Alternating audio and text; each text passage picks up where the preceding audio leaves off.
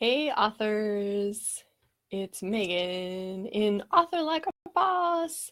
Um, can you give me a sound check if you are seeing this? Please let me know if my sound is okay. I had some wacky robot fast forward sound yesterday, so if you can hear me, let me know. I am so excited to be coming to you live. I'm gonna share to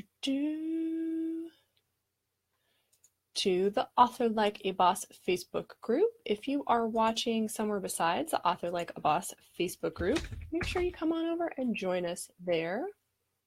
We have a lot of fun. We've got these regular trainings.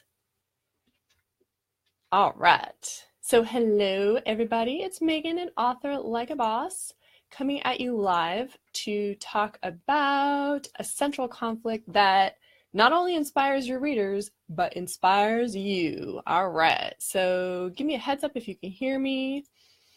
Let me know how my sound is. Yesterday, I sounded like a robot in fast forward mode. So if you can hear me, please tell me. So grateful when you guys give that feedback. All right. So the reason we're talking about inspired central conflicts is because no matter what genre you write, if you don't have a central conflict that inspires you, the author, you're gonna get burnout. So it's super important having a central conflict that not only inspires readers, but inspires you is the difference between finishing an awesome book and getting stuck somewhere in the middle and just not having the momentum to carry on. So super, super important. All right. If you are wanting to make sure you get notified when we do these lives, what you can do as you're watching is just type the word notify into the comments, and then Facebook will automatically notify you via Messenger that we're going live. So super cool way to get notified. All right, y'all. Nobody's telling me I sound like a robot, so I think I'm good. So, inspiring central conflict. Hey, Sarah. I wonder if you guys can relate to this. Have you ever started out writing a story and you've got tons of energy, tons of excitement, and then you get to some part in the middle and you totally lose steam? It's like a roller coaster that runs out, like the motor breaks and you're right in the middle of a slump. Has that ever happened to you? You start out with a story and then you're like, I'm stuck. I got no more momentum. I used up all my momentum and energy. I don't know if it's happened to you. It's happened to me, and I have watched it happen to authors I've coached, and I always feel so like I feel their pain when it happens to them because I've watched them work so hard on their stories. And so when they get to that moment, they're just like, ah, I can't move forward. I have no inspiration. Go like, all right, hold on. We got to back up. Because it's just so frustrating to try to power through at that point. So I'm curious if you guys had that experience on a scale of 1 to 10, where 1 is like, no, it's smooth sailing, I always just go right through, and 10 is, yep, I hit that roadblock. Tell me where you are. Do you ever get stuck in the middle? Not the good kind, not the song. Stuck in the middle with you. Oh yeah. Bad characters to the left of me, plot holes to the right, here I am stuck in the middle with you. Oh yeah. Mike says yes, sort of, after 11 chapters, but a month in the hospital fixed that. Oh man, wow. Mike, I hope you're okay now. It helps you figure out your priorities, right? Or did you have a lot of downtime, a lot of think time? So let's give you guys a way past this that is not having to end up in the hospital. There's another way. So the way to avoid losing your faith in your story is to create a deep central conflict that inspires you to keep writing. So what I'm going to cover in this video is why your deep central conflict is the beating heart of your story, and how you can use a couple of different inroads to figure out what your deep central conflict is, what's drawing you to your story. And we're going to cover how you can do that via your setting, and also how you can use your characters to inspire a really deep central conflict. So does that sound good to you guys? You ready to hear about how you can connect deeply to your story so you don't get in that slump. Give me a fun emoji if you're ready to dive in. Show me with your pictures. What did we ever do before emoji? Oh my gosh. Mike says I died, but I'm better now. I'm glad you're better now. And Mike, I have to say, you are not the first author that I've heard the story from that you had like a near death or an actual death experience, and afterwards were like, yeah, I pretty much need to write. That my time is here, I need to write. So yay, I'm so glad you're on the other side of that. All right, so let's jump in with the first point, which is why your central conflict is the beating heart of your story. Because that might not be obvious. You might go, no, the reason I'm writing my story is something different, but it's all going to be connected. Ooh, okay. So let's back up. What is a central conflict anyway? Well, it's a problem that somebody's trying to solve, but we all know it's really bigger than that, right? Because it's a problem that we as authors and we as readers care about. Why do we care? Because there's something about this problem and how people are trying to solve this problem that hits us in the deepest emotional part of our brains. So I want to take the Hunger Games as an example, because I bet a lot of you are familiar with that story, whether you've read the book or seen the movie or both. So what's the central conflict? And I'm talking about just that first book, the first installment. On the surface, it's that Katniss has to kill or be killed in a brutal battle to the death. Okay, so that would be entertaining if we like blood and gore. It could be kind of like an extra intense episode of American Gladiator. But there's a deeper conflict, right? Katniss wants to protect her family, but she's unwilling to sacrifice her principles, her disagreement with this abusive totalitarian government, right, in order to protect her family. Ooh, now that's a juicy conflict, because that's a conflict between survival and beliefs. And that's really cool, and it's way more interesting than an episode of American Gladiators. So I can't relate to fighting to the death, but I can totally relate to the dilemma of whether to choose survival over principles. And I'm putting survival in quotes because for me, it's not literal survival, but you've probably been in a situation like this, right? Where it was like to walk away from a job that's paying your bills and feeding you because something is going on and you're like, I don't like what you're asking me to do, right? I've walked away from a job like that. So it wasn't literal survival, but I can totally relate to, you know, what are my values and how far am I willing to stretch them to do the thing that's like keeping me safe and secure. So, ooh, right? Super juicy conflict. And that is a deep central conflict that's enough to keep me glued to the story as a reader. And if it's your story, right, that deep central conflict is also going to be enough to glue you to it while writing. So what you're doing when you're creating a deep central conflict is you're asking an important question about human beings and the nature of the world, really. So all of a sudden your reason for writing is elevated above the point of Girls on Fire or Kick-Ass Archery. Now, I likened your deep central conflict to the beating heart of your story. It's what gives it energy. But of course, to get it to pump blood effectively to the other parts of your story, you got to do some planning. You got to figure out what the entire circulatory system looks like. And that's something that we teach in the Author Boss Academy. We've got a course about taking your inspiring idea and mapping it out into a fully fledged conflict. And we call it the conflict map. Not a very creative title, but it tells you what it's all about. So anyway, I'll be telling you how you can learn more about the Author Boss Academy at the end of this video, but let me check in. Let me come back to this idea of a deep central conflict. Does that make sense? Do you feel like it would be more inspiring to write if you had a deep central conflict, like a big problem you wanted to explore? Let me know in the comments. And if you have a deep central conflict like that, I would love to hear it. Throw that in the comments. So let me know two things. One, either if you're like, ooh, yeah, that would really give me a lot more energy and enthusiasm to stick with my story if I had like a big question. Or do you know what that big question is? And if so, are you willing to share it with us? That would be super, super cool. Oh.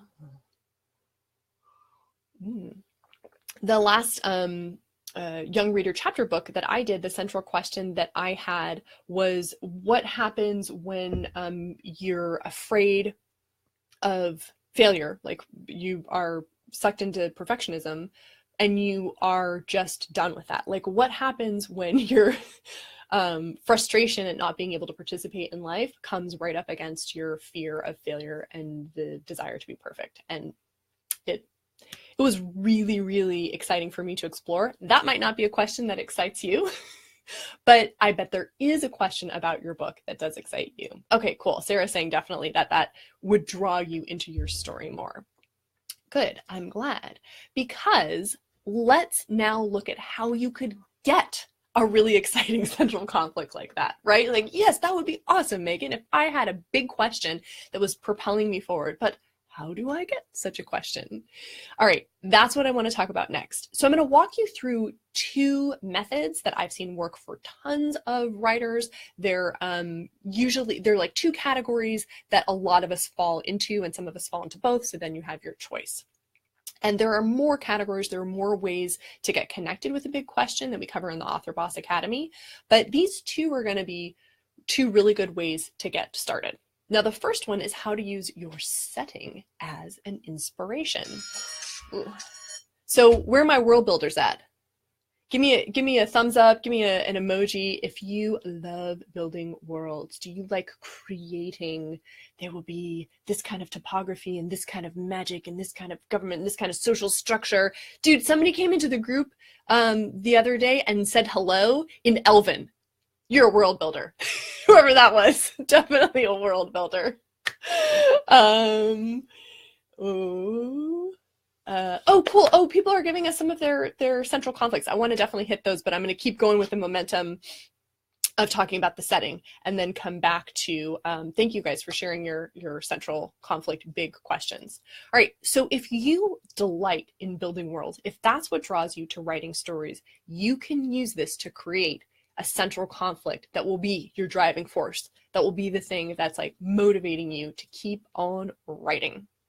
So, you know, anything from imaginationscapes and far off civilizations to like dystopian what ifs, right? You know, like, oh, what if the Civil War had never happened? Or what if the South had won, right? These kind of like what if questions. If you love those, you can totally use them. So I want to come back to the Hunger Games for a minute.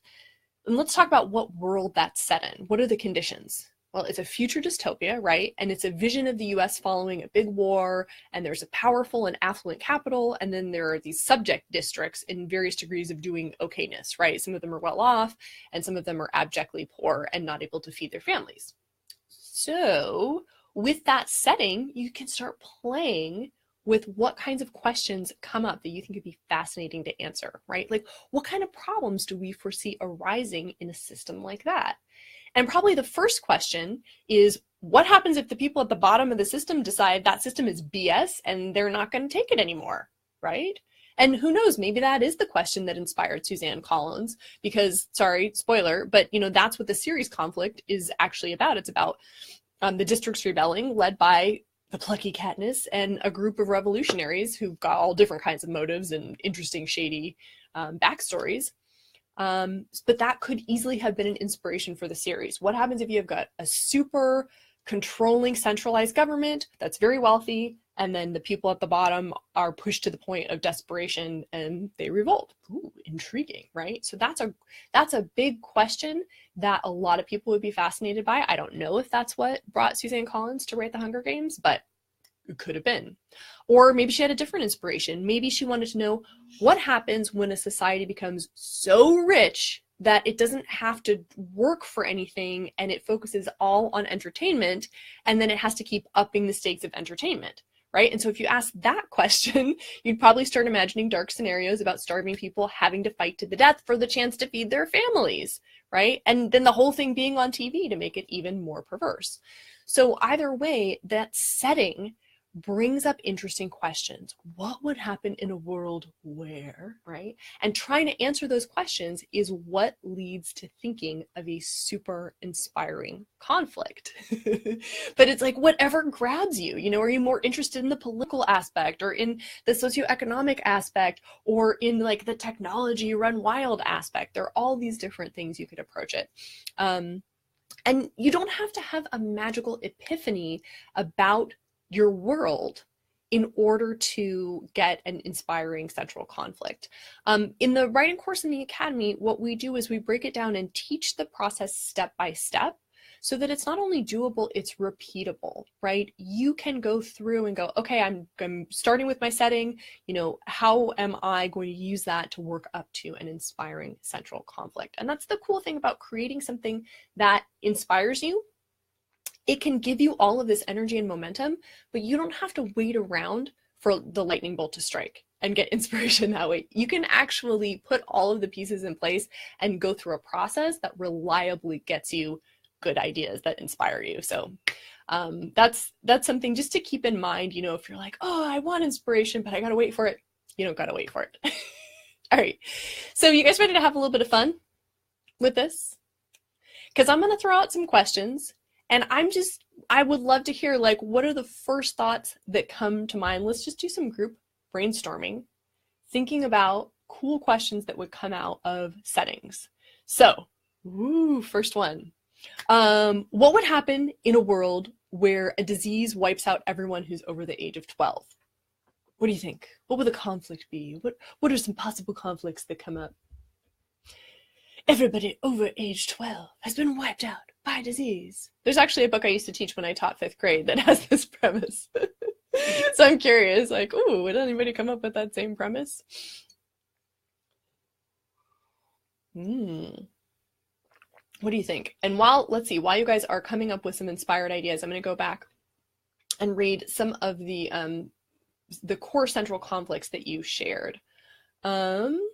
So Mike said, main character on the run from assassins dares never settle down, yet she desperately wants to find a place just once in her life where she belongs. So that question of, will she ever be able to find a place that's home and that's safe, to me is really appealing. I immediately think of the first Terminator, which I really, really love because of Sarah Connor. The Terminator, I could take him or leave him. But that to me is a really compelling story. And so when you describe your story that way, I want to read it, and the rest of the pieces are kind of just the details. So that would keep me writing. Super cool. Sarah says, my story is about a woman who falls in love with a soldier, becomes pregnant, and loses touch with him and spends years looking for him. It takes place in the 50s and 60s before the internet. So it looks like the question there is, will she ever connect with him? And especially if that was somebody that was maybe one of the few people she connected with, or there's something special about him. So that question of, is she ever going to find this person who had this role in her life? Very compelling. And looking for anybody have any ideas about we got some suggestions about what happens in a world where disease wipes out everybody over age 12. Lord of the Flies, but bigger. Yep, probably so, Ashley. I like that. And that's a compelling story, right? So what happens when there are no adults and there are no rules is obviously something that can keep us wanting to move forward writing. Greg says, the Scooby factions versus the Rugrat faction. So, depending on what your favorite TV show is. Sarah says, the children have to learn to be self-sufficient. Miri, Star Trek original series. I don't know that. Mike, is that the name of an episode? Greg says, what cartoons to watch on Saturday morning? Haha, yeah. And what inspires you is what inspires you, but you can see we're all inspired by different things. Danny says, massive loss of human understanding, stuff's gonna explode, and toilets will quickly stop working. Yes. Even if they're easily fixable, right? Because kids won't even do the thing where you take the top off the back and reach in and make sure the chain is going. All right. So the question is what would inspire you? Let me throw out one more setting. What would happen on a long-distance space vessel traveling to a colony that had more passengers than food? So everybody's in space, they're on this big transport, and at some point they realize there are more people, there are more mouths to feed than there is food. Is there a big question there, or a big thread you want to follow that would really inspire you? And these are both kind of human nature, but you can see how you can tackle one piece of it. Eat the passengers. I'm all for it. That's what Sean says, right? So it could be this big question like how, this is kind of like the Katniss question. How do your principles match up with your need to survive? Ooh, Jenny says the lottery too. Space Journey Boogaloo. I love the lottery. That was one of the like really impactful short stories I remember reading in middle school, where it's like, oh man, a story can like freak you out.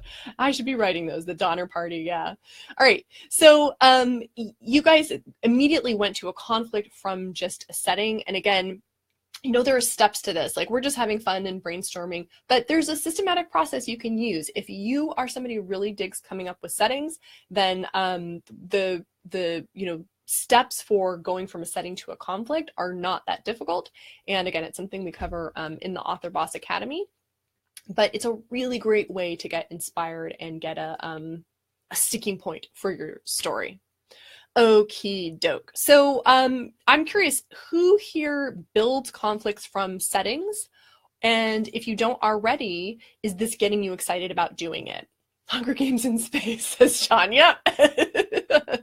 Hunger Games in Space. And then they'll be like, as they're fighting a Reaver ship that comes along, and then Mal has to come and rescue Katniss, and they fall in love. Ooh, I'm gonna go write that fan fiction.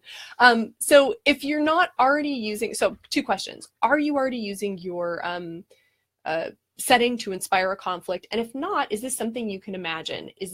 Could you build a strong connection to your story if there was a question about a setting you really wanted to explore? Sarah says, I do. Awesome. Okay, just something to consider to keep that inspiration going. But I want to now shift into another way to get inspired, because maybe you're not really about the setting. Maybe you're more about the characters. So let's check out how to use your characters as inspiration for your deep central conflict. Anybody else read The Lightning Thief by Rick Riordan? Feels like it was so long ago the first one came out, and now it's like, oh yeah, mythological beasts, we see them all the time. But it was like new when he was doing it, right? So I read it back when it first came out, and this book delighted me. I have a background working with students with learning disabilities, and the fact that Rick Riordan had taken a kid who was tortured by being in a school classroom and given him an arena where he could kick ass, that was really powerful. And it made me secretly hope that some of the severely ADHD students I'd known over the years were actually protecting the world from mythological monsters. Like, I was like, yes, that's why you were sleeping in class, because you were out fighting those monsters. I'm for it. And the question that he's asking there is, what would happen if a teenage boy who felt like a loser was actually a special chosen hero?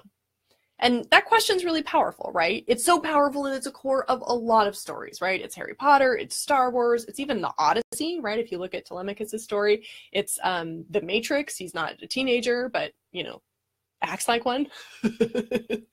So, this is such a powerful story in human storytelling that, of course, it's got a name, right? Joseph Campbell took this archetype, and he's like, this is the hero's journey, and he has this explanation of it, right? But what makes us interested in it is actually the specifics, because not everybody who likes the Odyssey is into the Percy Jackson series, right? So you can use the hero's journey as a pattern, but you still need to come up with an interesting person and ask what kinds of conflicts arise out of that person, right? So building your inspired central conflict from your characters about, like, who's the person I'm really drawn to write about? And I mentioned to you the last young reader chapter book I did, and it was about somebody with perfectionism. And I'm fascinated by that character. I'm drawn to the character of somebody who's terrified of life. So for me, like, that's where I want to be. That's where I want to spend time. That's the big question I want to ask. But there are so many questions you could ask, and the first thing to do is figuring out the specifics, right? Because, like, just I'm going to write a hero's journey and there's going to be kind of a person who's chosen, well, we're not interested yet.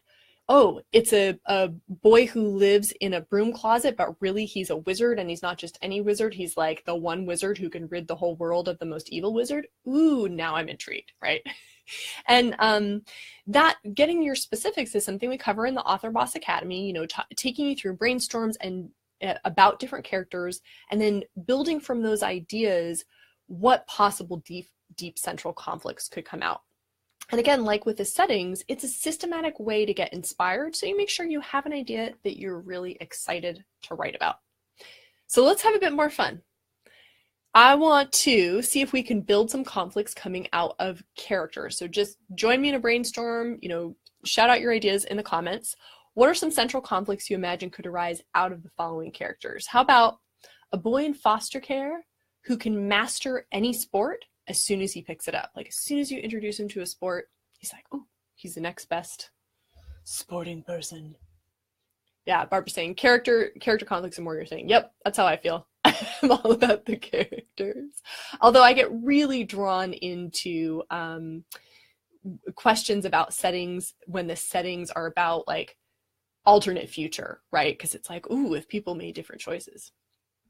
So what would that be like? What conflict do you imagine arising out of a boy in foster care who can master any sport as soon as he picks it up? Just go ahead and put your idea in the comments. Right now I'm reading The Blind Side by Michael Lewis. I think that totally inspired my thinking. It's like, what happens if you have somebody who's totally disenfranchised and nobody's paid attention to him, and then bam, he's a sports genius. Ooh. So exploitation, says Ashley. Yeah. Ooh. So people taking advantage of him because of the skill. Mike says, if he's really small, he'll learn the hard way about jelly bellies. I feel like I'm glad I don't get that reference. Barbara says, jealousy from other team members. Ooh.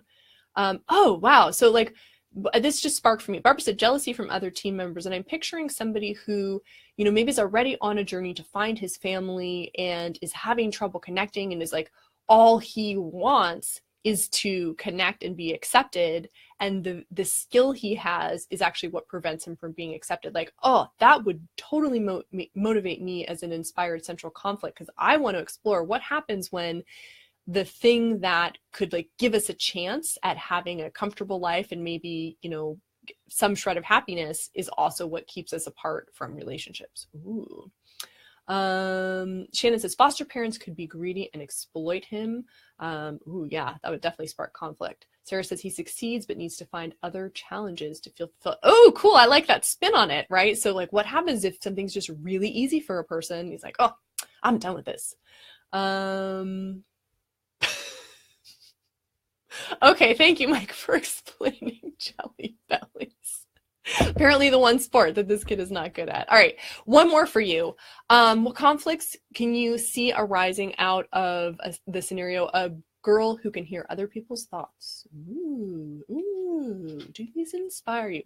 By the way, if you're looking for inspiration, this is a great way to get at it. In the brainstorming part, before you're doing the systematic process of like turning a character or a setting you like into a conflict, when it comes to just, trying to get your ideas going, do some brainstorming, call up friends, tell them it's a game.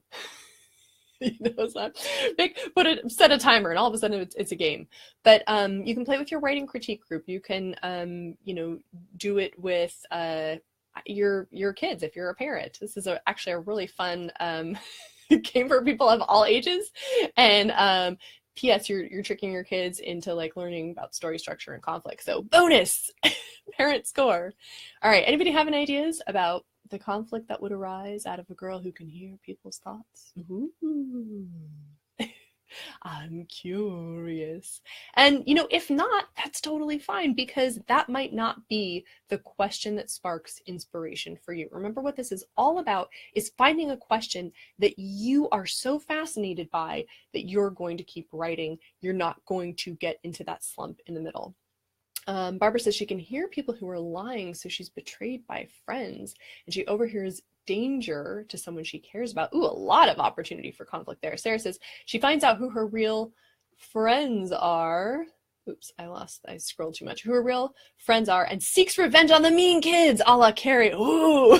You can get totally different genres out of this. Ashley says she could potentially eliminate queen bee syndrome and bullying in high school. Dang, I like that. So that would be like an epic journey with like really high stakes. Greg says she wouldn't have many friends when she heard what they think of her, even though she had similar thoughts about others. It's okay when we have those thoughts. Yes, as long as we don't jelly belly people over it. Mike says, hearing another's thoughts gives you insights into what they're really going through. Ooh, so she becomes more empathic. Cassie says, finds out she's not as well liked as she thought. And then the question is like, what to do about it, right? Can she confront people? Danny says, she's going to learn a lot of stuff she doesn't want to know about everyone. Becomes a DJ to drown out the voices. I love that twist. Ooh, and she was the queen bee. Character growth and turning around. Oh my, there's like 15 different stories here from just what came off the top of your heads. So, you know, keep that in mind. If you're looking for more ideas, so a little bit of brainstorming is so helpful. Thanks for sharing those. So it sounds like it makes sense. I was going to check in and like, does this make sense? But you guys are giving such great ideas. It seems like it does. So here's my next question. How likely do you think you are to create your inspiring central conflict based on an interesting character? Scale of 1 to 10. Can you see yourself using this strategy? Is this something that speaks to you? It definitely speaks to me. Barbara was saying she creates from character. And again, you know, this is just one of several ways. We talked about setting. There are a couple more we go through in the academy. But these are pretty common points of connection. Barbara says, for me, a 10. Greg says 10. Okay, awesome. Yeah. Hoping this is something you guys can use. Sarah says 10. Very nice. Yeah. And you could just have like notebooks full of characters. And all you need is like a somebody who somethings. And then you've got one. All right. So I have a take action step for you guys now. And that is, and some of you who like shared what your central conflict is earlier on, kind of got a head start to this, but go to your work in progress, even if it's just like kind of a glint in your eye right now, you know, maybe it's your work in progress, or maybe it's the next book, you know, you're going to work on, and work on stating your central conflict in the form of a question. What happens when, and that might be something about your setting, it might be something about your main character, or it might be something about another aspect of your story. Because here's the thing, if you can distill your central conflict to that question, you'll have your momentum to keep writing, because you know your big why. You're trying to answer a question that means something to you. And that's really powerful. So when you get into that middle writing slump, you're like, but I'm investigating the question, what happens when? And it's something you really care about and you want to keep going. Woohoo. So I want to remind you guys that if you want to get notified when Ella and I go live, just type notify in the comments. I saw somebody already did that earlier on. Thank you. And if you do that, you'll get a Facebook Messenger notice that tells us like tells you a minute right before we go live. So just go ahead and type notify in the comments if you want to get notified. And I mentioned that I tell you a little bit more about the Author Boss Academy, so I'm just going to go through it real quick. The Author Boss Academy is a subscription program that Ella and I run, where you've got 24/7 access to courses in writing, marketing, and publishing. As well as our Write, Market, and Publish combined in 4 months. So we have lessons about how to create your inspired conflict. I walked you through the broad strokes of 2 ways to get inspired, but there are actually 2 more ways that are in the Academy that I didn't have time to cover. And each course has video explanations and step-by-step instructions and worksheets and everything you need so you can actually take action. The Academy also features live weekly coaching calls, and these happen on Zoom, which is a video conferencing service. So you actually get to get on and talk with us and get really thorough answers to your questions about not just writing, but marketing as well. And you get, you know, it's not just us talking and you guys chatting. It's you get to talk, and you can be on video if you want, and really dive deep. Plus you get access to the private Facebook group, and that's pretty much the heart of the Academy, because it's where authors share their struggles and their triumphs. They post their latest chapters for critique and their book covers for feedback. They practice social media posts on one another. They ask about whatever courses they're working on. And most importantly, they absorb all the good juju and the momentum that happens when a group of dedicated people are all giving their best energy to their dreams. So it's a really powerful place. If you'd like to hear more about the Academy, join us for our next webinar. Go ahead and type the word Academy into the comments and we'll make sure you get the invite to our next webinar. And remember, if you want to get notified about our lives, type notify. So speaking of our lives, we always have the schedule in the pin post, but let me just take you through what's on the menu. All of this month, I'm going to be talking about central conflicts. Next week, I'm covering how to build your plot triangle around your central conflict, which is like the unit of your story. It's like if your like mental house is burning down, you can only grab one thing for your story. It's your plot triangle. So I'm going to be talking about that next week. And this month in marketing, Ella is teaching you how to engage your ideal readers and your fellow authors with social media posts. And I know we get a lot of questions about that, or people saying they don't feel comfortable reaching out to strangers on social media. So you definitely want to catch those trainings. Ella's kicking things off next week with the key to successful marketing on social media, and it is being social. So, and seriously, if you haven't heard her talk about marketing on social media and marketing generally, it's going to completely change the way you think about marketing and promoting your book. If you're one of the people who's like, it's very uncomfortable for me to promote my book, this is going to be like a choir of angels in your brain going, yes, that's the information I needed. So make sure to tune in for those lives. And again, if you want to get notified when we go live, go ahead and just type notify into the chat and that will be that. You'll get notified. All right. Thank you so much for all of your great suggestions and for participating in brainstorming and for showing up and watching. And I will see you all next time. Happy writing.